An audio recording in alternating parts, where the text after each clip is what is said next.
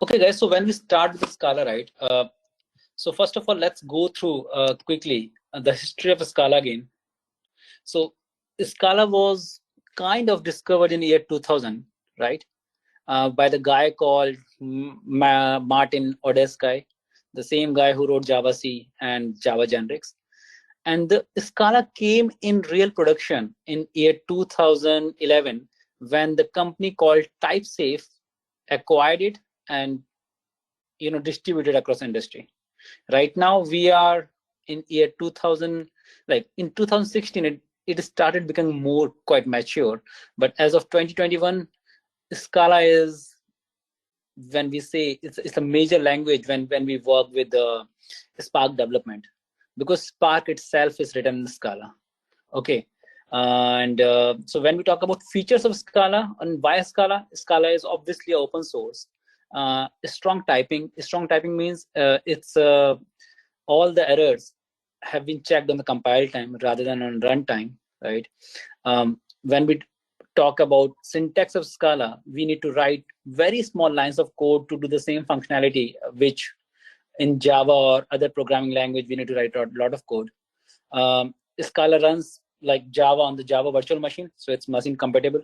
It can run anywhere, right? The good part about Scala is before we need to write Scala code, the full-fledged Scala code, we can check each line in REPL, right? REPL stands for read, evaluate, print, and loop. So REPL is a command line interface, right? Which will help you to test each and every command. And obviously, my preferred way of teaching this Scala will be through REPL only. I will be going through ID, but we'll majorly working with REPL, right? And then when we talk about strong typing and concise syntaxing, right? The most important thing is compile time checks. So when we talk about compile time checks, it's strong typing and compile type checks are both are same things. It will give developer a lot of help when he writes code. So Scala is kind of developer friendly language. So whenever he do some mistake, let's say if he write integer as this, so it's IMT, right? So Scala will figure out on the run on the compile time that okay, it won't even proceed further. It will be having a error at this point itself, right? And obviously, when we talk about concise syntaxing, so see this code which is written in Java. So to write the same code which is written in around 10 lines here in Java, the same code is done in 2 lines here in Scala, and it's more easy to readable that okay, we have a case class, then we have some instantiation of the case class or something, and the all things what we have done here in Java is done in two lines here, right? So that's why Scala is so concise, easy to read. The best part about Scala is one more good thing is Scala is object oriented plus functional programming. So when we talk about functional programming is all about when you write code which revolves around function, in which everything is function. It's very concise. You can write lot of logic even in single line. So this is why people prefer Scala. Now let's think about why not moving towards Scala at the pace it should be if Scala has so much features, right? So when we talk about drawbacks of Scala, sometimes Scala is slow because of strong typing only, right? The development and different kind of stuff. Scala is pretty new. It's like only 20 years old language, and it came to in a stream in 2009. So we can say only 12 years in production. So the talent pool is pretty low. It's very tough for companies to find qualified people. So that's why they are more diverted towards languages like Java, Python, which are more mature, right? Sometimes people say that the compilation time is a lot for the programs, even for 100 lines of program, 100 lines of code. So what Scala community did, in the version 3.0, which will be released soon, they have developed a new compiler which is pretty fast. Okay, now when we come to the features of Scala, see, Scala itself prefer immutability. Like what they say, that once you declare a variable, it should not be changed, and this is the preferred way in writing a code in Scala. And why they prefer immutability? So that multiple concurrent processes can be run at the same time. At the same time, referential transparency can be done, right? So when we talk about referential transparency, it is very easy for compilers and people, that okay, code which give certain value will always give that value if there is immutability. Concurrency means that if certain variables has some value 10, if multiple processes are using this variable 10 value, it will be 10. Nobody can update this value. So this P1, P2, P3, and P4 process can be assured that okay, the value or the variable value which we are using is intact, right? So these are few features, right? Now let me cover data types quickly again. So when we talk about data type, as each language has some data types, Scala has also some data types. But when we see a Scala, right, every data type will start from capital alphabet. It means every data type is a class. In Scala, everything itself is a class, right? And that's why when we talk about Boolean and when we go to Scala documentation, let me quickly go through it. So when we go here and when we write Scala Boolean, it will show, and go to the library here, it will tell you that Scala Boolean is a class. See, abstract final class Boolean, extract anyval, right? I'll cover anyval, what anyval, anyref is in 2 minutes, but every data type in Scala is a class. And that's why it always extends some class like which is above it, right? So let's go here quickly then.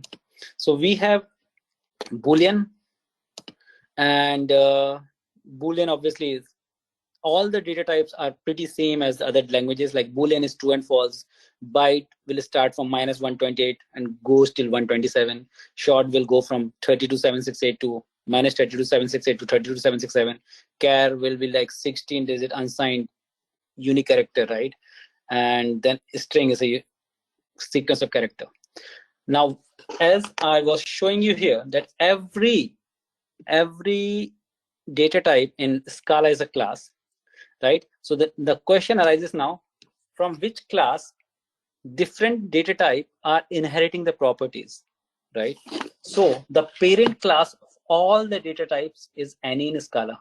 The parent class of all the data types in Scala is any. Okay. Now any is further divided into two further child classes. The first child class is anyval, and the second child class is anyref. So when we talk about any primitive data types, they will be part of anyval. Right? So for example, double, float, long, int, short, byte, Boolean. So they are part of anyval. When you see unit here, unit is same as void in Java, right? Void in Java here, right? So one more thing which I need to tell here, these data type from here to here, from here to here are implicitly typecasted. For example, if I created a value as double, right? If I created a value as double and I put float into it, it will be automatically typecasted to double. Okay, so we can, in simple word, we can say the parent, that the typecasting to the higher version is automatically done in Scala, right? And one more thing, if these value written nothing, then nothing is a class here, right? So what I can say, if these anyval classes any val classes are not returning anything, then the return type is nothing. Simple. Now go to any ref classes. Any ref classes, as you can simply see, any ref classes are Java lang object. So all the objects in Java, all the collections in Java, any your classes, like any of your classes, is any ref type. Like for example, when we talk about collections, collection can be arrays, list, set, everything will come here, right? Option is one more important feature, which is one more important type of any ref which is present in Scala. It has two values, sum and none. Sum means if your code will return anything, then sum will return. If your code don't return anything, then none is written. Don't worry if you don't understand, but I'm just telling you, right? So when, and one more thing, when we talk about any ref classes means collections, options, and your classes, your own classes, you can write null as a return type. You can write null as a return type. Okay. So this is all about the data types in Scala. Now let me quickly open shell here. So you can run Scala in two ways. The easiest way is, since you guys have this Cloudera quick start VM installed, so the easiest way is start the Spark shell. And since I already told you, the default shell for Spark is Scala, because Spark itself is written in Scala. Okay. The second part, let it run. The second most easiest way is download a Scala ID from scalaid.org, right? And when you go here, you can easily install ID which has Scala integration to it. I have already installed it. And how you can do it? You can go here. Once you install it, you can create a new Scala project, right? You can write some name to it. Let's say Scala practice project, right? And finish it. Then create a project here. So it already created. Now the most easiest way is the Scala worksheet. The feature which I like a lot of Scala into the Scala ID is this thing. You can go here, you can create a Scala worksheet, right? And let's say my test WS, something like this, and you finish it. So what it's going to be doing, so how Scala worksheet work, you can type your code here, anything what you need to type, print my first WS, and when you press Ctrl S or save this worksheet is automatically evaluated, right? I'm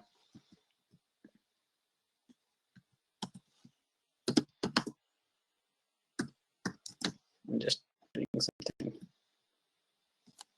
Yeah, sometimes it takes times, but I just press Ctrl S and it evaluated this, and it evaluated my next statement, right? Now coming to the question, how to declare variables into Scala. So to declare variables, there are two ways. One is called val and other is called var.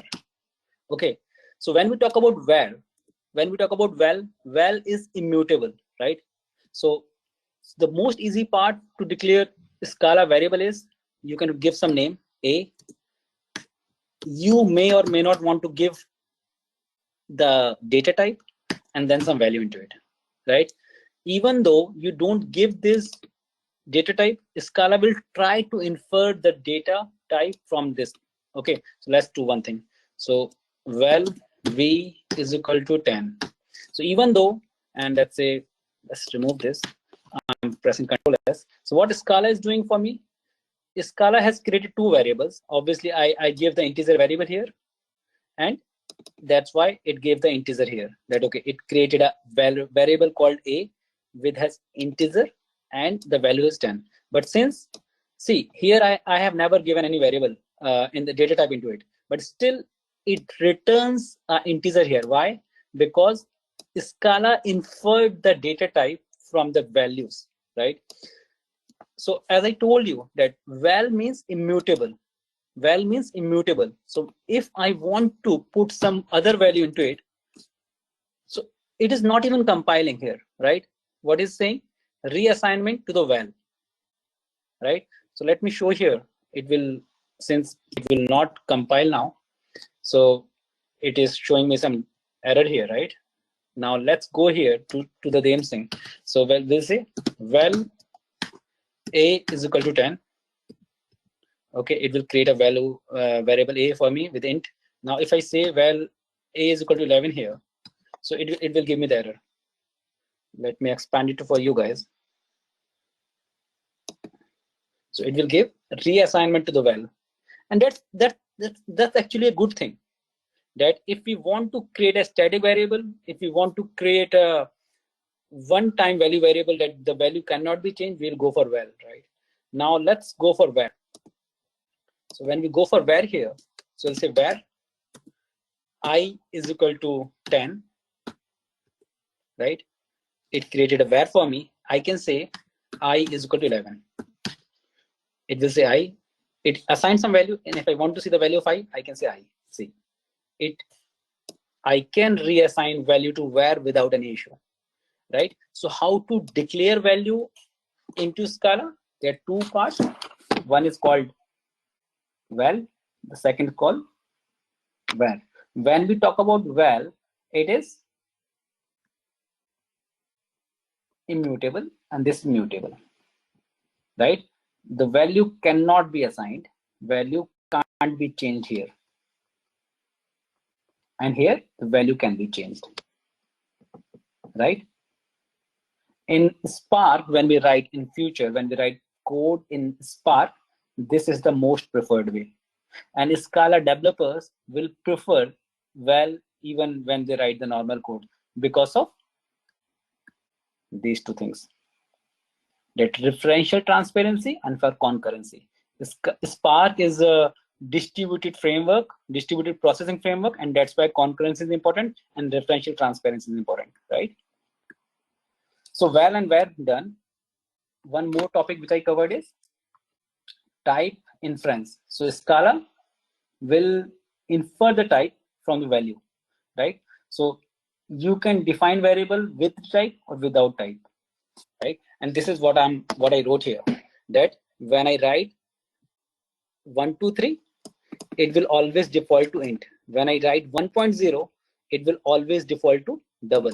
Let's try it quickly. So when say val h is equal to 1.0, it will say double to me. See, right? And this is how the type inference work. Okay. One more thing is this thing, that how it converts from short to int, long to float, and float to double, right? So let's do one thing. Let's go here. Let's create a variable. Val a, let it be long and is equal to 10, right? So we create a long variable, and let's create one more variable b of type int is equal to 10 once more. It will create this, and then let's see is equal to a plus b. What it should be doing, it should give me result as 10, but what should be the output? Output should be long, right? 1 second, I'll say val or var here. So it will say 20. And why it said long here? Because the superior or the higher data type is long. And that's what I was trying to convey here, that there will be automatic conversion from lower version to the upper version in Scala automatically. Okay. This is good. So till now, any doubt, do ping me here, or you can talk to me later, right? So the data type is very important when you try to understand any language. So in data type, we have any, and any is the superclass or the first parent class. Then we have two child classes, anyval and anyref. When we talk about anyval, all the primitive data type will go to the anyval, right? And when we talk about all the collections, all user defined data types or maybe option, it will go to anyref. One more thing, let me show you this nothing, right? We cannot assign nothing to here. So if I put here string, or let's say char, right? char, and I say nothing here. Nothing, sorry guys, nothing. Then it won't work. Okay, value nothing cannot be assigned. But if I say here string, and if I say null here, it will work, right? And that's what I was trying to say here, that this nothing cannot be used as default value or cannot be assigned to any of the anyval data types, but this null can be assigned to these values, anyref data types, right? Now let's go for collection. So when we talk about collection, right, as the collection, as the name suggests, collection is collection of items, maybe of same type or maybe of different types. So when we talk about collection, so collection has the same as we have different classes in data types or in the Scala types. Same way we have different classes here in collection, right? One second. Yeah. So the first parent class is traversable. The second, the class which import or extend the traversable class or inherit the traversable class is iterable. From iterable, we have three classes coming. One is set, map, and sequence, right? From sequence, we have two important classes coming, index sequence and linear sequence. From linear sequence, the most important class is list. And from index sequence, we have string. So now let's talk about the collection. So we have collection as set first, second map, third list, fourth array, fifth range, and maybe sixth string. Okay, so let's go to these collections one by one. Okay, so let's go to this traversable trait once more. So what traversable trait is doing for us, when we want to traverse the entire collection, we will go for traversable trace, right? And then the traversable is the superset of all the properties. What iterable is doing, iterable inherits some properties from the traversable, and when we loop through one of the element, so what traversable is doing, when we loop through the full all the elements in one go, then we go for traversable. Then iterable is when we go to each element of collection one, then we will go for iterable, right? This is how the traversable and iterable work. And you do, as a developer, we do not need to even worry about it. It's just theory, so I'm covering it, right? So now let's cover the first collection as tuple, right? So what tuple is? Tuple is like a Scala collection which can hold multiple values of the same or different type, so they can be passed around as a whole, right? What this means, that they can be passed around as a whole, it means that let's say we want to create a tuple for this class, right? So how we can create a tuple? Let's go here. We will say, well, my first tuple, right? And to create the tuple, you do not need to do anything. You just need to give the braces here, and then one, let's say my roll number, and then my name, and then my salary, and then my age, let's say. So see here, it's mixture of long, or maybe let's say my salary is this, right? So what I'm doing here, I have created a first tuple as a, sorry, it should be in double quotes, I think. Yeah, so what I did here, so it created my first tuple. The first tuple is the collection of these 4 elements: integer, string, double, and int, right? And let's say if I want to access the first element of this tuple, so how I gonna be doing it? I will say my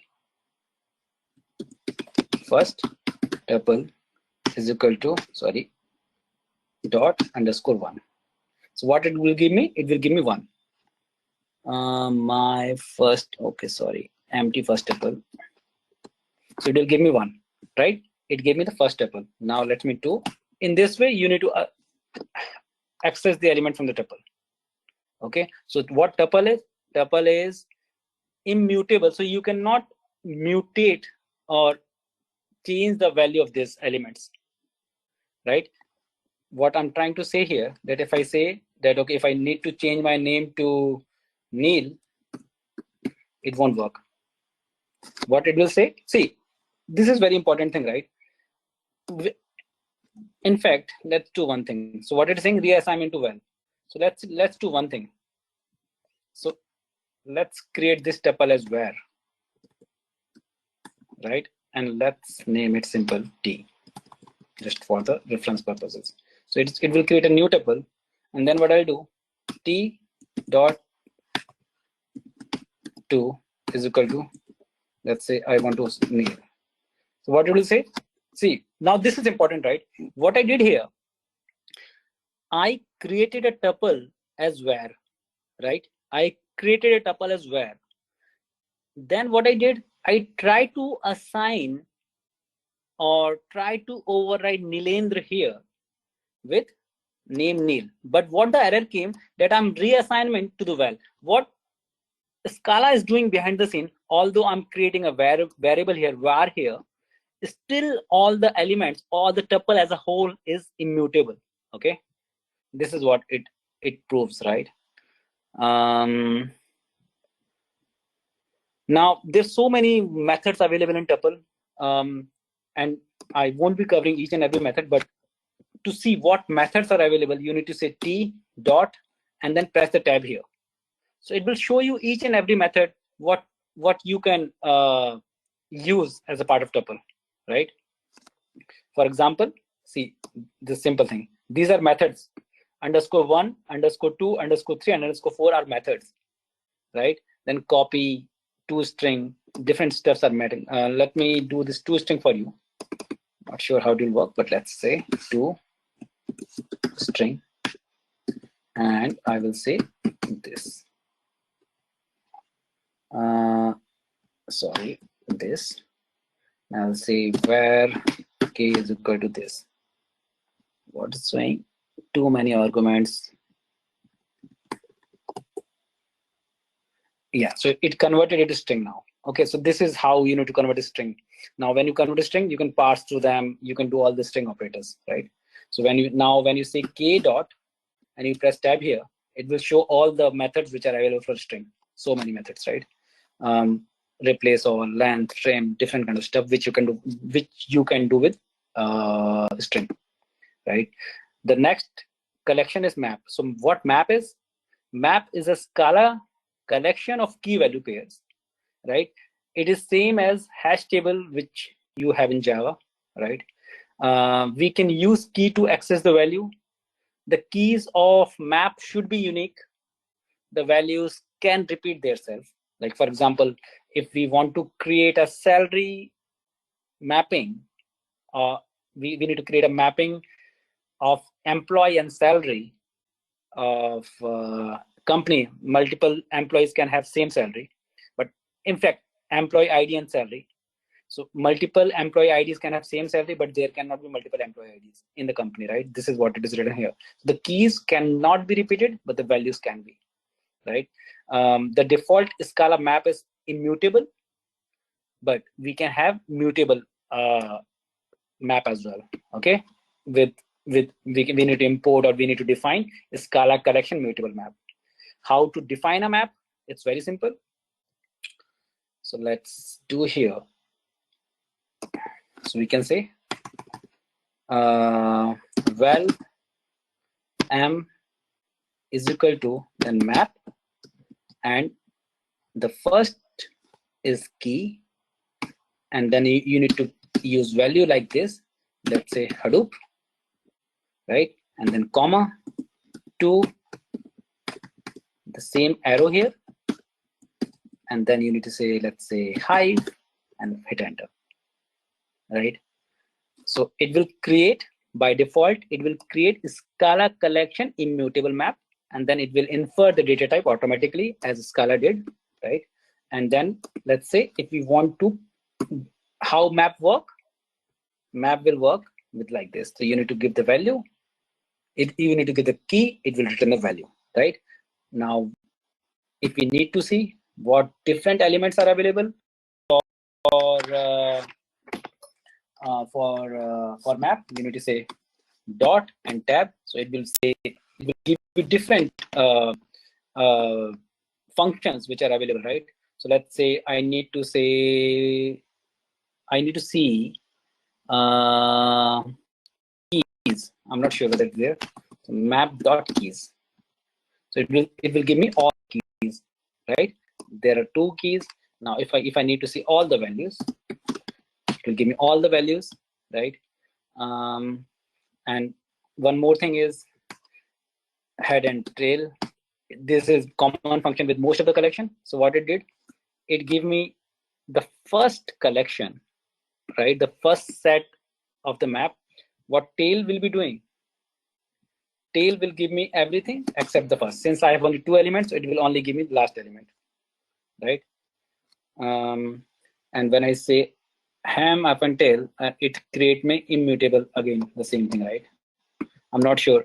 This is a new thing for me as well. So it created, when I go for head, it just gave me output as tuple. When I go for tail, it gave me output as map. So it may be somebody can ask you in interview, right? So tail will always give you map, right? Then obviously you can do a lot of functions like which will be coming in your data engineering world. So let's say if you want to see all the map which contains Hadoop value, right? So it will return everything. One second, am dot contains. One second, guys. Am dot contains, like this should work.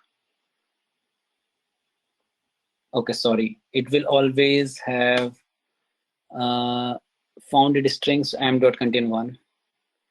Okay, so it will work on keys, not values. So it will give, like, if you want to see if you have 1 into your map keys, let's say if I put 100 here, it will say me false, right? Or 10, right? This is how map contains work. Now let's go for set, right? So we have covered till tuple, map. Now let's go for set Scala, set collection. So when we go for set is same as tuple, but it won't be having any duplicate items, right? And you can, by default, you have immutable set, but you can create mutable set as well by importing this Scala collection mutable set. Okay, so let's create a set first. So to create a set, you need to use something like this. So let's say val s is equal to set of, I will put multiple items.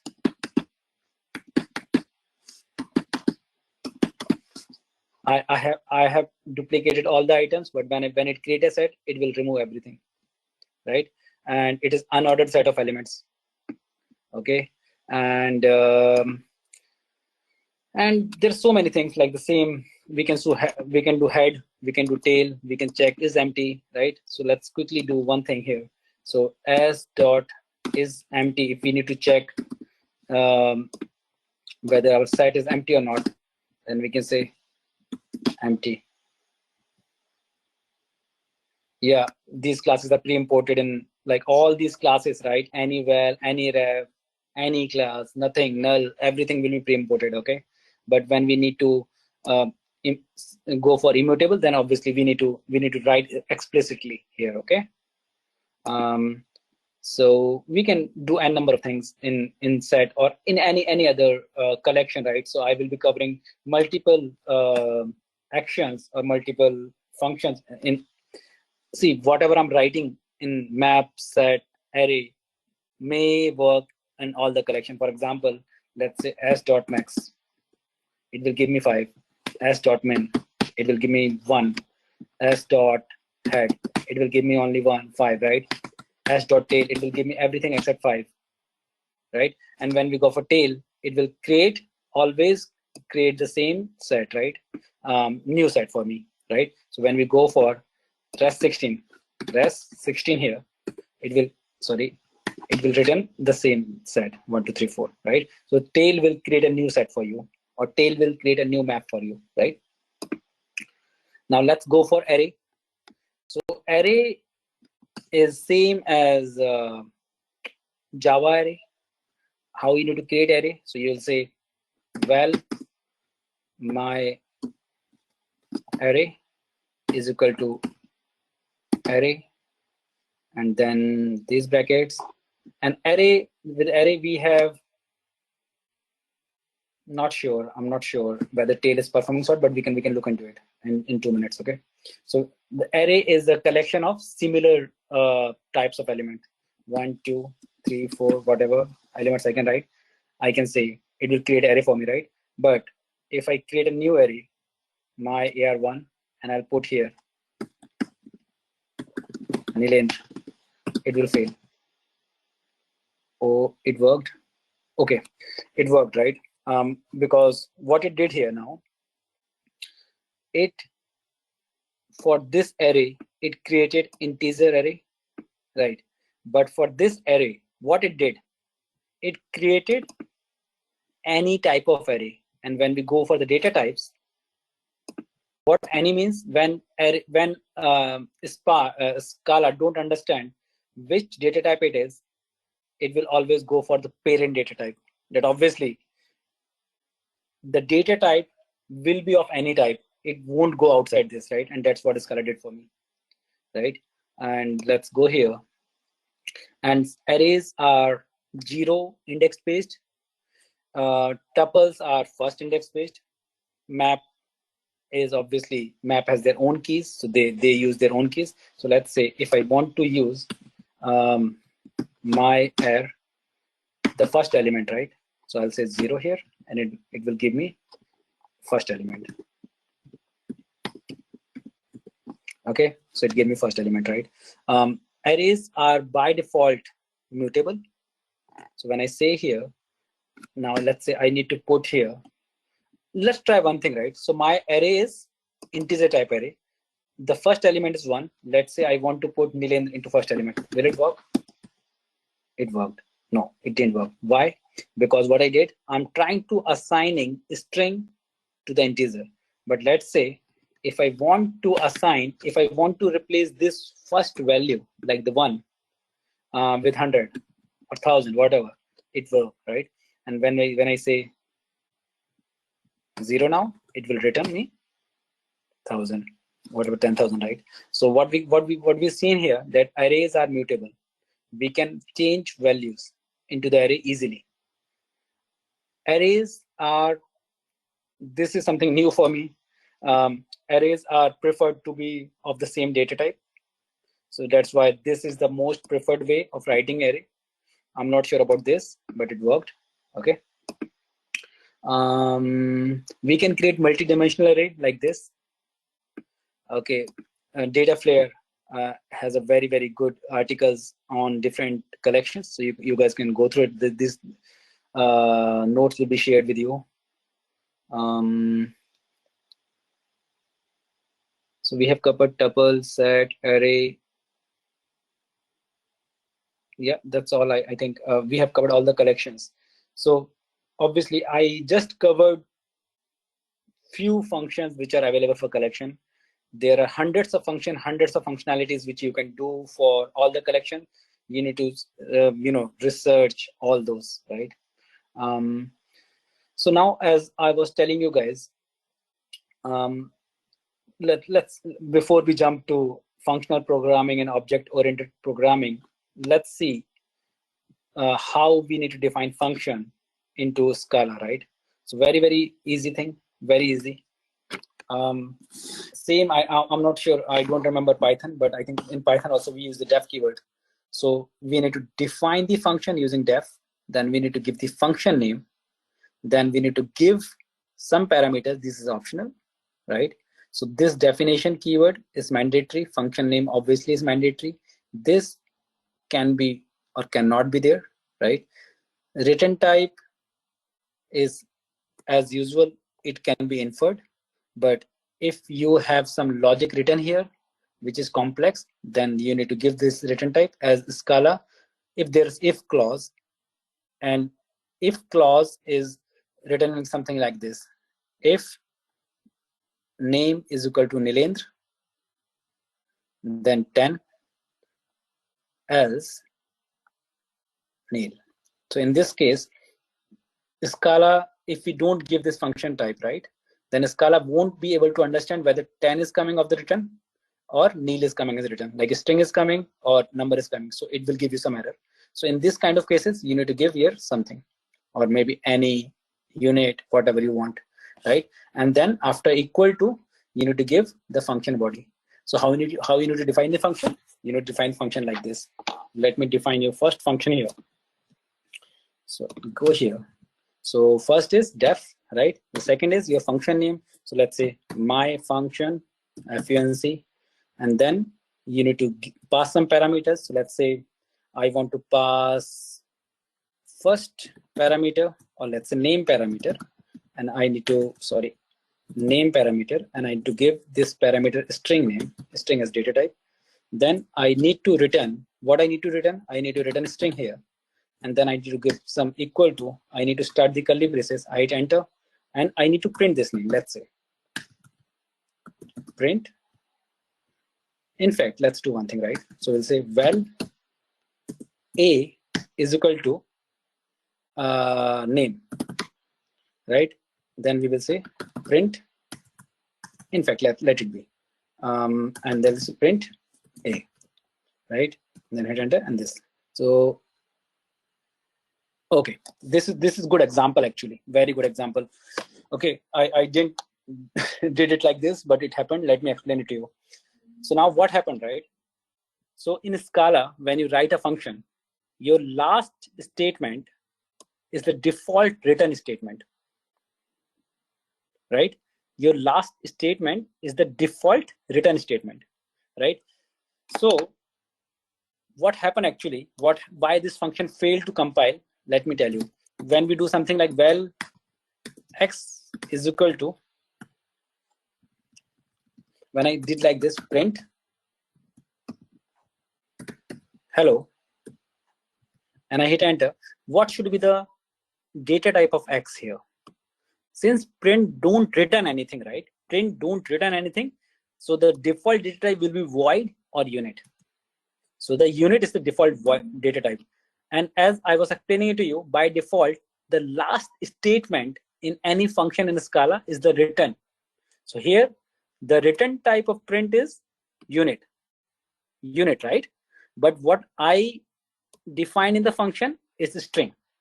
So how to correct this? Let's do quickly. So we'll go here, right? And then we'll say, well, A equal to name. That's good. Till now it's good. Then we want to print the name. Let's print it. We'll print A. Okay, and then we'll return A. We can use return keyword, or we may skip it. Return keyword is by default, right? And we say this. The function is defined now. Now, how to call a function? It's simple. Write the name of the function. Pass the parameter. So let's say Nilendra. What it's gonna be doing? It will say Nilendra. So see, what I did, I printed the name. So this name came from here, this name came from here, right? And then since I returned A, so it created a new variable called res23, and assign a string to it, and it return to me. This is how your functions work, right? So as simple as that. Now let's do one more thing. How we can write this function on just one line. So till now it's good. We need to give the return type here. As I told you that I don't want to give this return type, we can skip it. And I want to val a is equal to name semicolon, and then print a and then a. 1 second. What is this?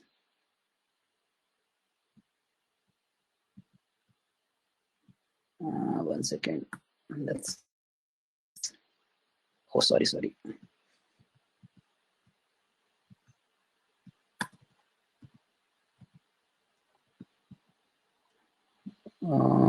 Illegal start of the statement. Let me do one thing. So if I say print name, it worked. So basically what it is trying to say, that obviously when you need to write only one statement, you can write without, when you write multiple statements, right, you need to use these curly braces. When you write only single statement, you can skip the curly braces.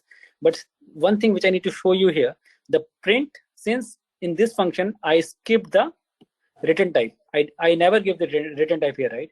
So the return type of the print is unit. That's why the return type of this function is unit here. And let's say if I call this function my func with a string here, what it will do, it will just print the name for me. It never created any return type for me, right? Because it's unit. Let's do one more thing. If I don't want to give a return type to this, will it work? No. Why? Because we always need to give return type to the parameters. Okay, we cannot skip it. This is how your function works. Okay, and now let's do few more things quickly. So one more quick question, right? What is the difference between a statement and an expression, right? So a statement is the smallest standalone element of the expression, right? And an expression is something which always produces a result, right? In Scala, everything is an expression. Even your print is expression. What it is returning? It will return a void to you, right? So it will return a void to you, right? So I told you and explained to you in detail, right? So when you assign this, it will return void to you. So in Scala, everything is an expression. Even statements are expressions. So there are no statements in Scala, right? So statements might not return results to you or values to you, but expression will always return values or return a value. So it means everything in Scala is an expression. Okay, let's cover one more thing. Okay, so let's jump into loops now. So before jumping into loops, let me cover few more things. So let's say in Scala, you want to create a value from 1 to 10 or whatever, a range of numbers, right? What are you doing? So well, my range or my R, you say 1 to 10. You hit enter. So what it's going to be doing? It will create all the numbers from 1 to 10.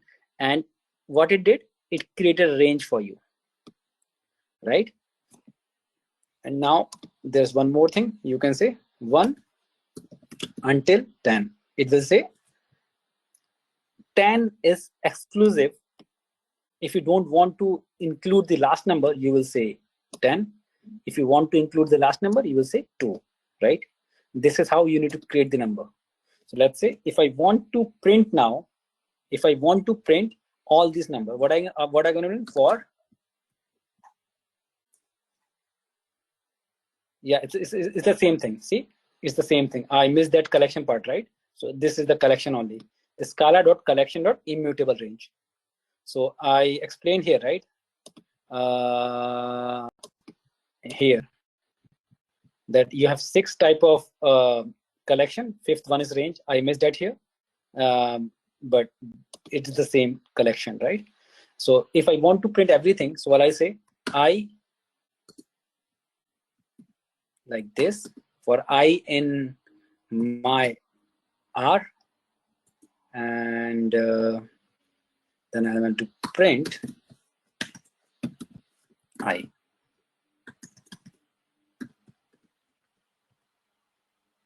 See, it printed for you, right? Everything.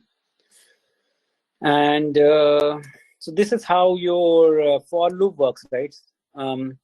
There, as any language, there are multiple kind of loops here, right? But before jumping to loops, let me cover this part as well. So let's say you want to create a var here. Let's say I create a var here, my R1, and I need to divide, one second, by 2. So what it will be doing, what it did for me, that it divides this number into 1, 3, all the odd numbers, right? So how this works, and let's say if I say 1, it will give me 3. I will say 3, it will give me, okay. I was just understanding, right? So when you say by 2, let's say in your interview, somebody asks you how to find all the odd numbers from a range, you will say by 2. If you want to find all the even numbers, you will say by 3, right? And even you can use this to produce all the alphabets, the 2, right? So you can say here A to C. So it will produce ABC here, right? It will create a range for you for ABC. Now I was explaining it to you, right? So in every programming language, we have different kinds of loop. I have covered the for loop. We have while loop. In while loop, how it is working? You have a condition in the while, and then this condition will be evaluated, and then you need to have some exit condition at the end. So once, let's say you defined a variable 7 here, and you need to print the value of variable 7, these 7 numbers here. But what you're going to be doing in while loop, you need to be subtracting or reducing the value of 7 so that these values can be printed. If you miss this condition, then this will be an infinite loop, right? Same applies to the do while loop. So in the do while, you need to, how do while work? In while, if condition is getting satisfied, then only you printing it. If we have a value 8 here, then in fact, if you have value 0 here, then it won't go inside the loop.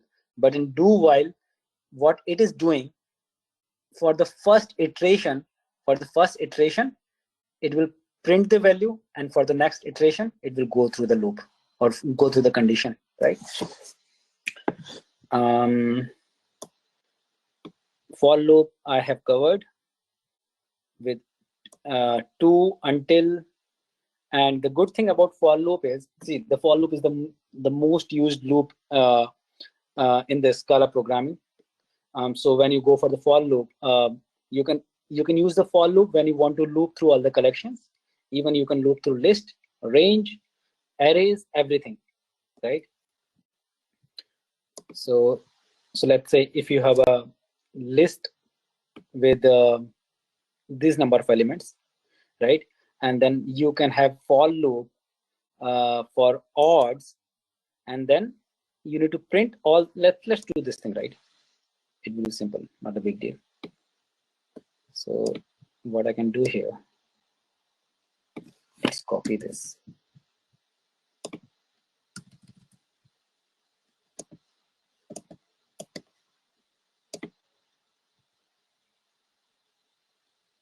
something is wrong.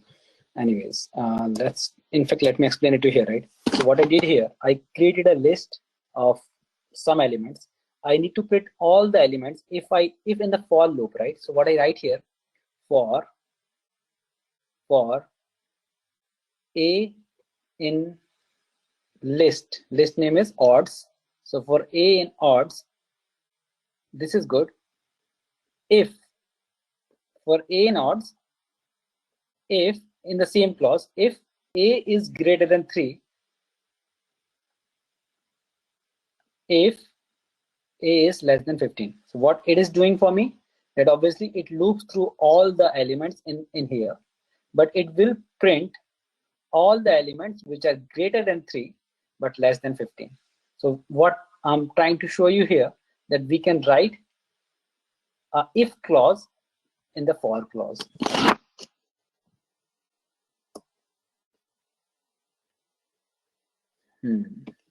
Even the same thing applies here, that I was telling you the same thing, that you can loop through all the collections using for loop, and that's what I'm trying to show you here, right? That you can loop through sequence, arrays, list, even tuples as well. Okay. Now the most important thing, as I was showing you guys, that Scala is both functional programming and object-oriented programming. So let's go for functional programming now. Right. So as I was telling you guys, when we talk about functional programming, everything is a function.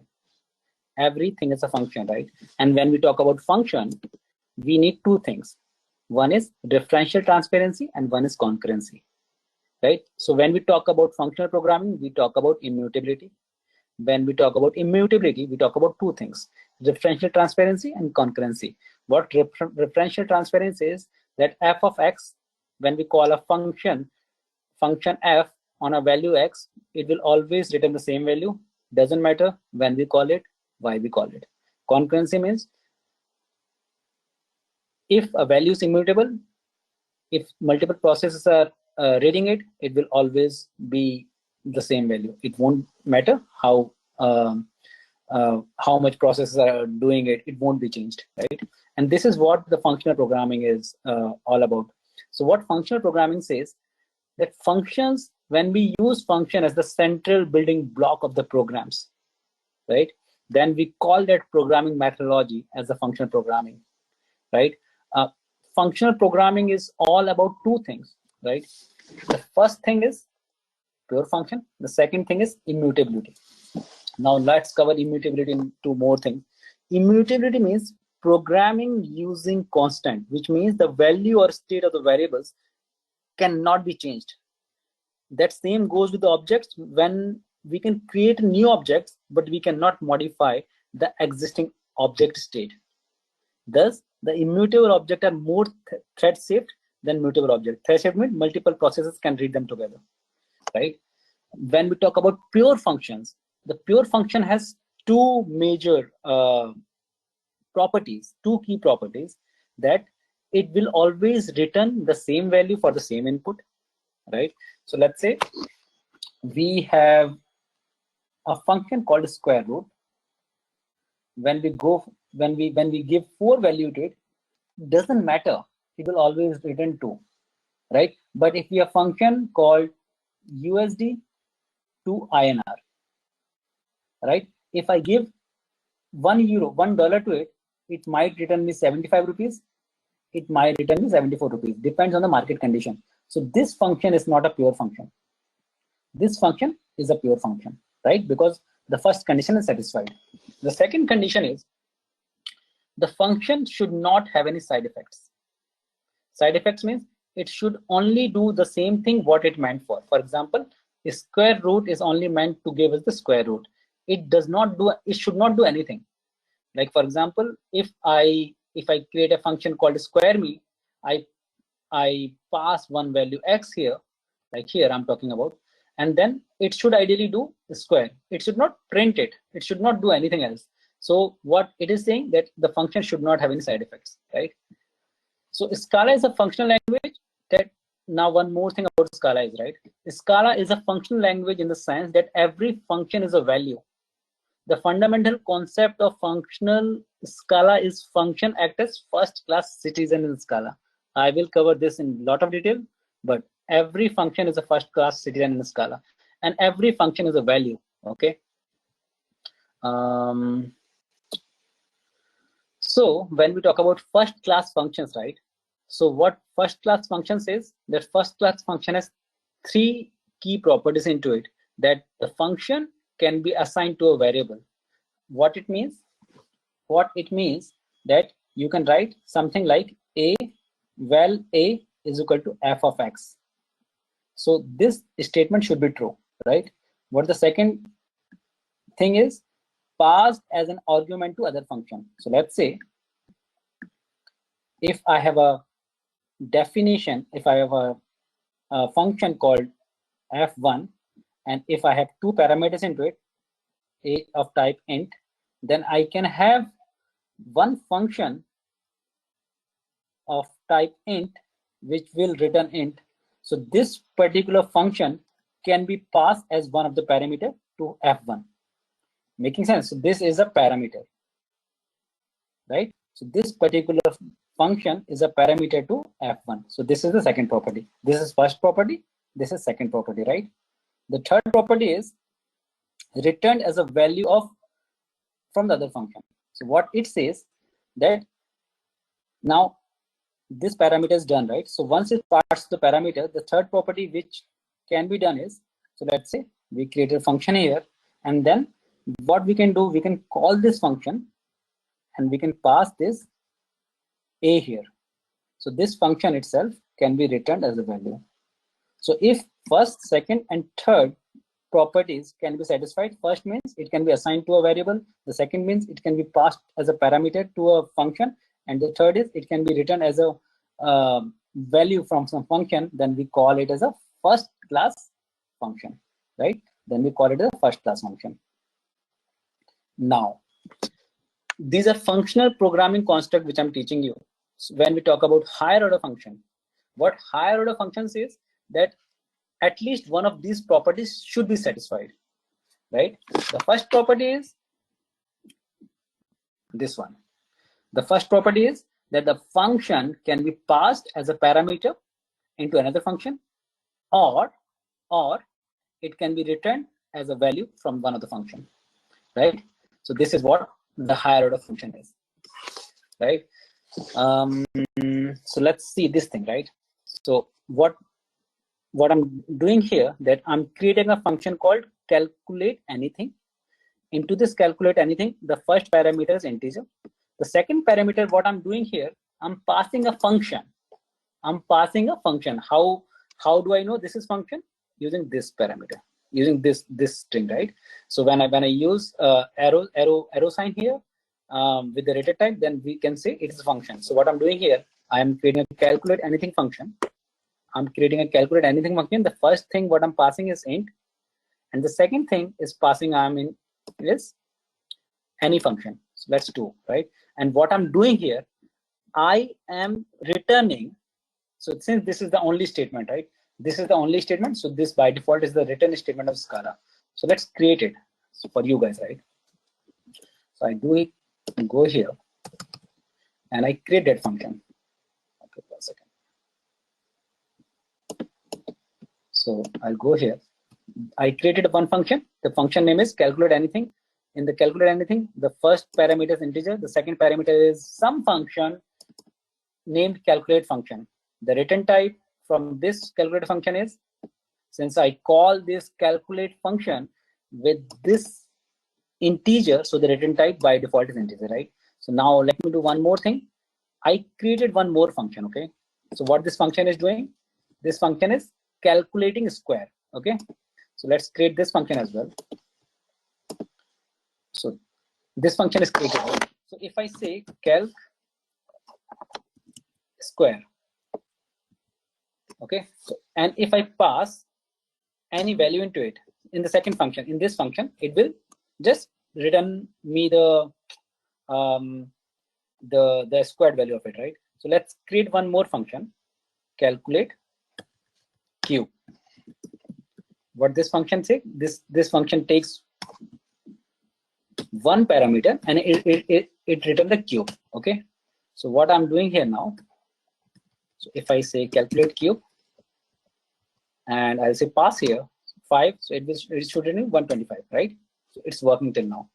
So I have defined 3 functions. One is calculate cube, one is calculate square, and one is calculate anything, right? Now let's say if I want to calculate anything function, if I want to call calculate anything function, okay, so what calculate anything function wants, it wants one integer and one function. So it wants one integer, so I'll say 5, and it wants one function, so I can call any function here.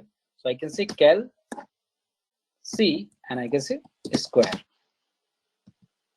1 second. Calculate anything, not found. Well, cal anything. 1 second. Oh, sorry, this is the mistake. So now for calc anything, when I do this thing, it return me a square value. So what I did in the calculate anything, since I pass any function, so I pass calculate square here, and I can even pass calculate cube as a parameter in calculate anything function. So what I did here, I created 3 functions.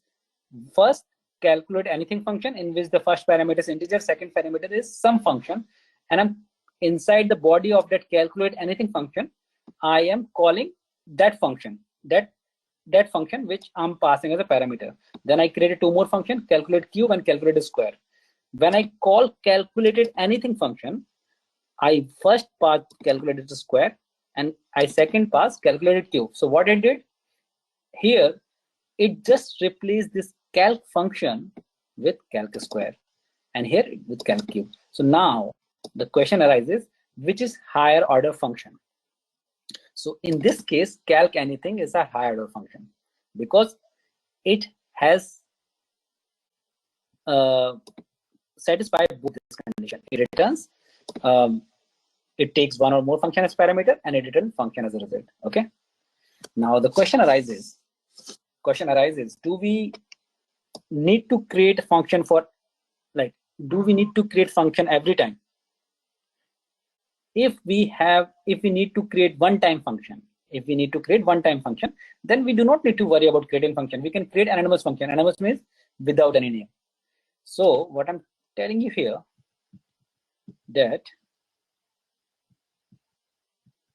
if we want to create integer here, so what I can do here, I can say something like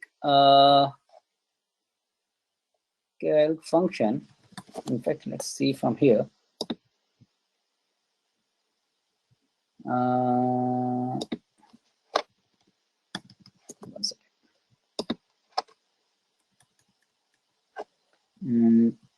So I'll pass int. I'll say int into int, right? And I don't want anything. So calculate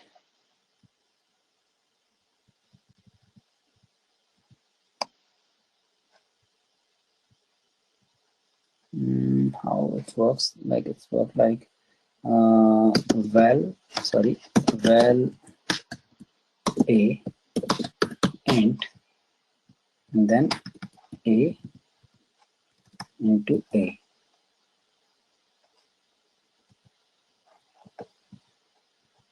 Not sure.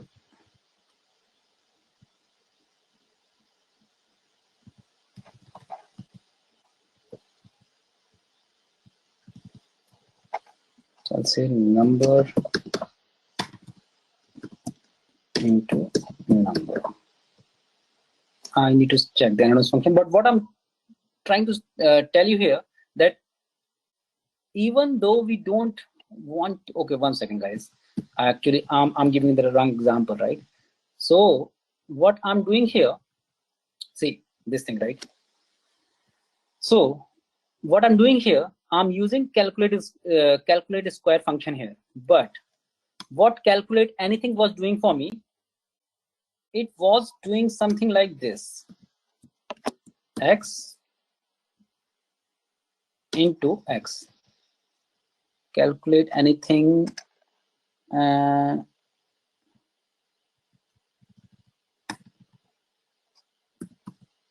sure why it's not working. Anyways, so what anonymous function do? Anonymous function is, if you don't want to name a function, you can use anonymous function. I will cover it in later, but you can do it, right? What closure do? So closure is like any other function in Scala. It may be named function or anonymous function. It may be pure and impure, but the closure is primarily a function, right? So this is interview question. So let's say what closure do. When you closure stands for when you want to close a value inside the body of a function. Makes sense, right? Or does it make sense? Let me explain it to you. So if you have a function called def f1 or def calculate interest, right? And the interest rate is 10%. So let's say if you want to calculate the interest, what are you going to do? P into R into T divided by 100, something like this, right? This is simple interest formula, correct? This R is 10%. So what if this R is defined under the function as 10, then this function and this value or variable combination is called closure. Now, even though before calling the function, you define one more variable, that val R is equal to 20, by default, it will always, Scala will always prefer the closure which is inside the function. And that's why Scala, when we want to have a safe variable inside the function, we'll go for closure, right? This is how closure works. Yeah, this is the correct example here. So what we do here, even it's the same example. So what we define, this is the function, and we define the rate here, right? P into R into T, and the rate is defined here somewhere. And when we use this rate, even though we change the rate, it will be remaining the same. Okay. What currying means? Currying means when we want to transform a function that take multiple arguments into a chain of caller function, right? So what it means that let's say if your function is taking 2 arguments, and if you want to convert that function so that it can take only 1 argument, something like this. So let's say if you have a multiplication function which takes 2 arguments and it multiplies them, right? If you want to create the curried multiplication or curried version of this function, how you gonna be doing it? So you gonna be doing like x implies y and then x into y. So what I'm trying to say here, by default, this function takes 2 arguments, right? When you convert this function into curried function, it will take 1 argument at the same time. So what it do?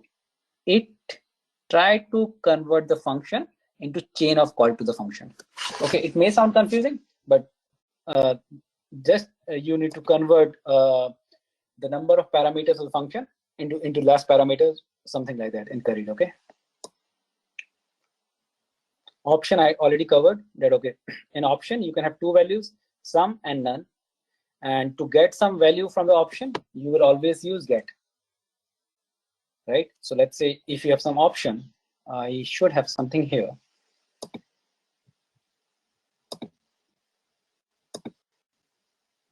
Yeah, so let's say if I create a map, right, with some map, and I say, let me remove this, and I say a dot option. So let's say I create, how to create an option? I can create an option like this, option int, and I can put sum into it, like sum 5 or none. And then when I run it, Control S, then what it will do, for the first, it return me sum, like I put the sum 5, in the B I put none, But when I say 1, like by default, it will always return me sum. Even though I put here 100, it will return 5. See, this is how the option work with get and else, or with get. Like we have 2 parameters, 2 functions to call for options, get or get and else. Okay. So this is how functional programming works, right? So functional programming, ideally, you have 2 or 3 major things which somebody can ask you in an interview. The first is what a higher order function, right? What is an anonymous function? When you don't want to give the name to a function and you want to call it only one time, then you will go for anonymous function, right? What are closures? And then what is currying, right? So this is all about functional programming. Functional programming is all about immutability and pure functions. Okay. Now let's go for object-oriented programming. So when you go for object-oriented programming, you have the same thing what you have in any programming language. Like you have first inheritance, right? You have objects, and then you have something new, companion object, which I'll be covering, in traits. Okay. And Scala case class. Okay, so let's cover one by one. So first, when we talk about object-oriented programming, right? So what object-oriented programming is? Programming method which oriented around object. So the question arises, what is the object? So object is, in Scala, everything is object, to be honest, right? But when we write an object like this, when we create object, for example, let me go here. Even though when I'm creating my worksheets, it is creating object for me. The good part about object is, in Scala, it don't need to be instantiated to start, right? For example, when I'm running this, right? So where I'm instantiating this sheet? Nowhere. I'm just Control S and it is running for me, right? So when I go here, this is object my test ES, right? This object has not instantiated, right? Or the class for this object is not instantiated, but when I'm pressing Control S, it is running it, and this is how objects work in Scala. Okay. So what it says, the method. Okay.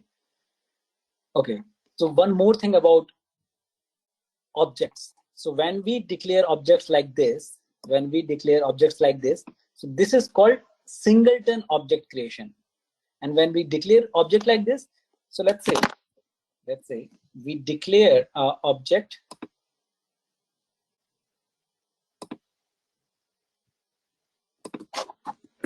sorry, in fact, let me show you here.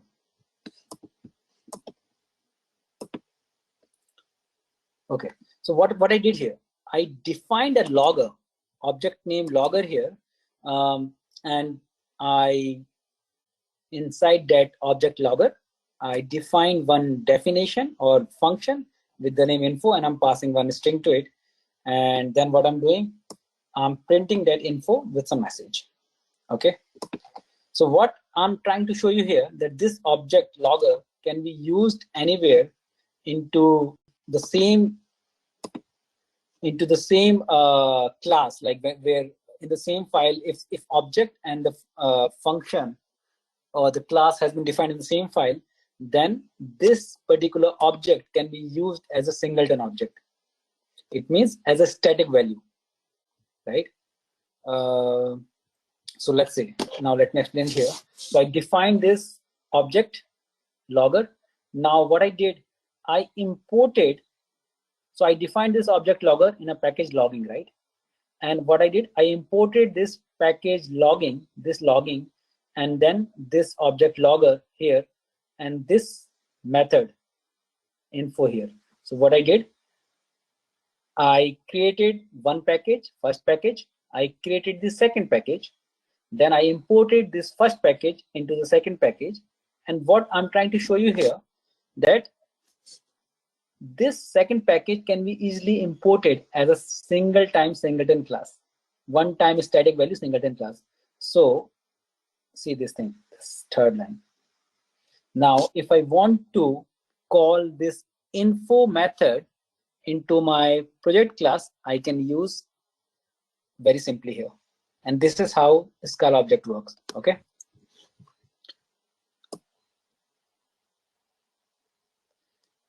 Okay, one more thing about objects. So if your class and your object, has same name, if your class and your object has same name, then your object and your class can access each other private members, and then they are called companion object. So this object is called companion object then. So what companion object is? So if your class and your object has same name and they are in the same file, then they have access to each other private members, and the object in this case is called companion object, right? Okay, now how inheritance work? So inheritance work if, let's say, if you have function, if you have a base class called person, if you have derived class called student, and we want to inherit base class into derived class, let's say person into student, then we will use extend class, like extend keyword. So class student extend person, this is how inheritance works. So we need to use inheritance, extend for inheritance, right? And then this in this case, this SSN can be called in person class, something like this. So we have a class person, this one. In the class person, we have some SSN number, right? And then we have a class student, and then we have extended person here. So what it is showing here, that in student we have enrollment number, and then even though we have SSN number not defined in student class, still we can print it out because we have extended it, because we have extended the parent class or inherited the parent class, right? So once we created a new object of student class, it by default printed the SSN number from here, right? And this is how inheritance works. So now one more question, which is called diamond problem. So let's say you have a parent class P1, you have two child class C1 and C2. This inheritance is possible, right? But let's say if you have one more child class C3, which is inheriting from here and here. So now let's say if you have method called F1 here and F1 here, right? So this C3, if needs to access F1, then what other programming language say that this is called diamond problem, first of all, right? Multiple inheritance diamond problem, right? So what diamond problem says, that multiple inheritance is not possible with extend keywords. Simple inheritance don't support multiple inheritance, this kind of inheritance. So what Scala says that, okay, to do this kind of multiple inheritance, we have something called traits.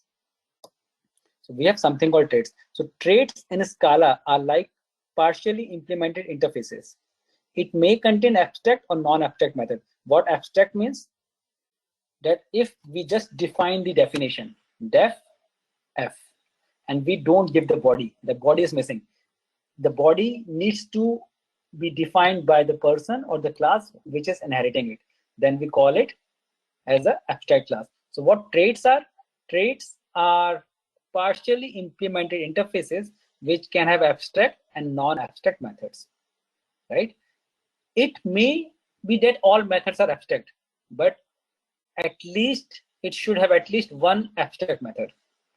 One abstract method should be there. Like if there are 5 methods, it can be a case that 4 of these out of 5, 4 of these can be implemented into the trait, but at least one should be abstract. This is the main property of the trait, right? So what is the main benefit of traits is, so let's say we have a, how do we need to define trait?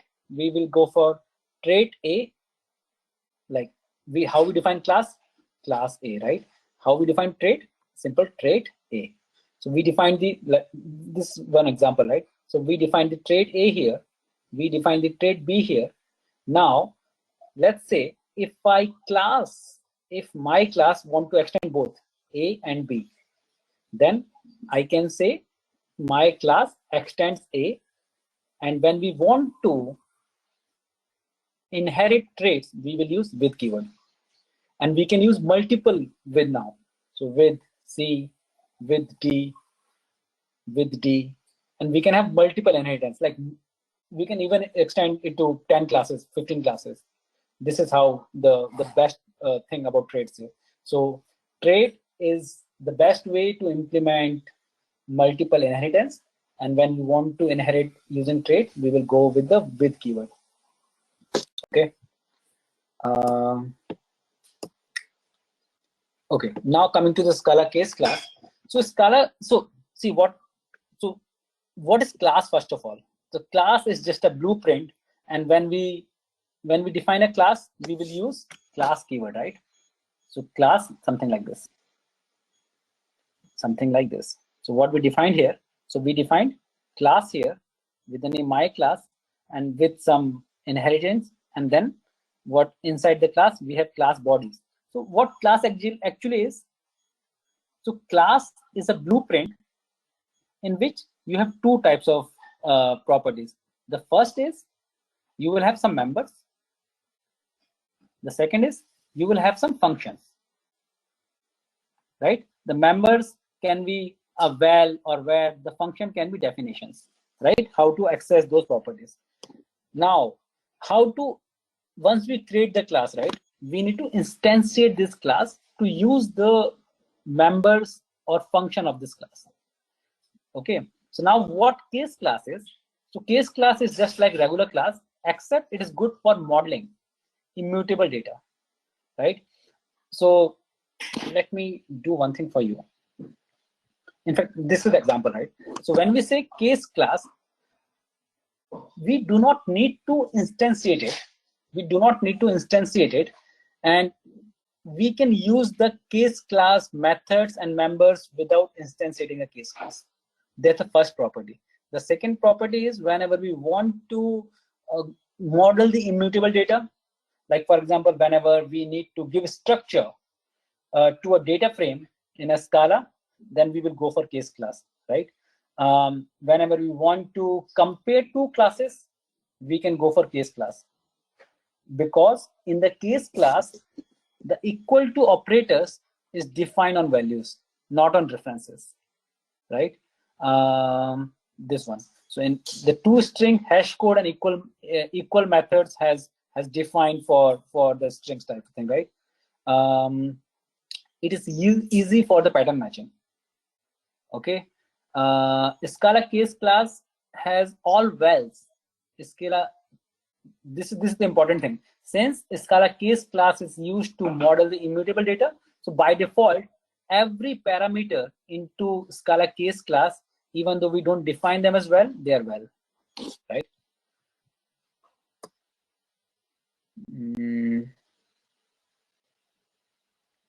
So yeah, this is all about Scala. So we have covered functional programming, we have covered object-oriented programming, we have covered data types, collections, features, you know, loops, if-else, everything. So this class can be considered as a master class, and if you go through this class, I think all the concepts will be covered, you know, in one class. Okay, that's all I think for today, guys.